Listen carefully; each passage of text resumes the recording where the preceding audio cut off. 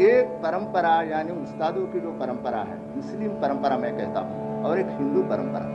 तो हिंदू परंपरा में मेघ मल्हार का निर्देश सबसे प्राचीन ग्रंथों में है। राग रागिणी जो व्यवस्था हमारे यहाँ पर मौजूद है, उसमें मेघ जैसे राग को उन्होंने जनक राग के रूप में माना है। वैसा उसका निर्देश शुद्ध मल्हार का वैसा मिलता नहीं। तो मेरा मत यह है कि कोमल निषाद के स्थान पर मुसलमान उस्तादों ने, मुस्लिम उस्तादों ने एक जो परिवर्तन बीच में हमारे यहाँ मुस्लिम संस्कृति का इन्फ्लुएंस होने के कारण आया, तो उसमें धैवत चढ़ी जो है, ये धैवत चढ़ी हिंदू स्केल में नहीं है। उनका जो धैवत है वो त्रिश्रुति जिसको हम कहते हैं वैसा है, और ये धैवत जो चढ़ी है वो चतुश्रुतिक है। और चतुश्रुतिक धैवत जो होने के कारण वो कोमल निषाद के साथ साथ मिलती जुलती है।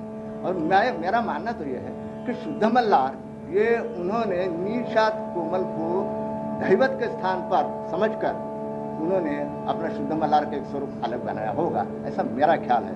कुछ भी हो, एक तो जरूर आवश्यक मतलब एक निश्चित बात यह है कि मेघ मल्हार का निर्देश जो है वो ग्रंथों में सबसे पुराना मिलता है और बेसिक राग के स्वरूप में मिलता है।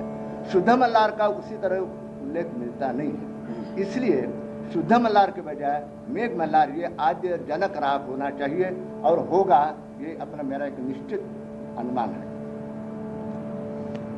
तो अरे मेघ मल्हार के बारे में जो मैंने निर्देश किया, उसके बाद मेघ मल्हार का अब ये वक्र चलन मतलब क्या है। मेघ मल्हार में चलन का रूप वो खूब ही वक्र है। अरे म अरे प नी नी म प म प नी नी सा प नी म प रे म सा रे सा प नी प रे रे रे प रे म सा रे सा। अब इस चलन से वो राग मदमात सारंग से अलग होता है।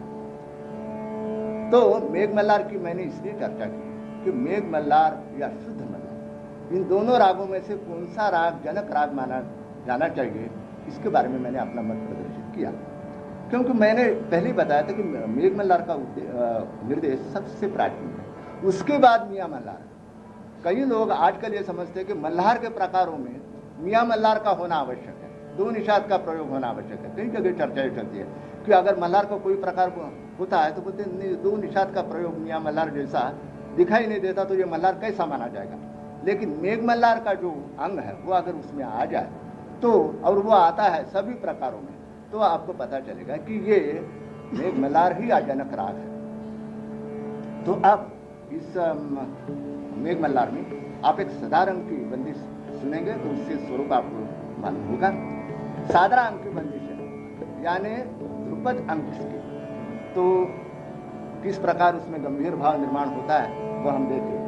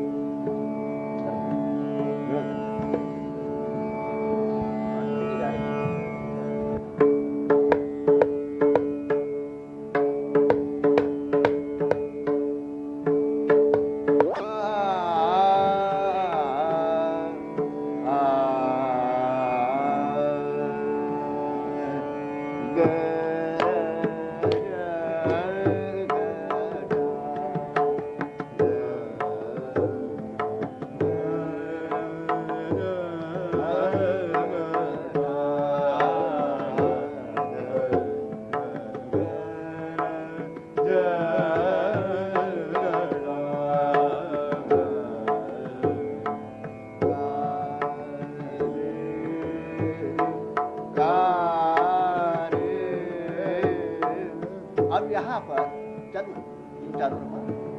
यहाँ पर गंधार कोमल का प्रयोग कई घरानों में करते हैं, ग ग।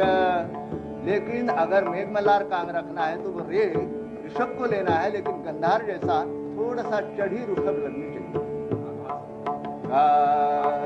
रे आभास होना चाहिए गंधार कोमल का। कारे इतनी चढ़ी नहीं है वो।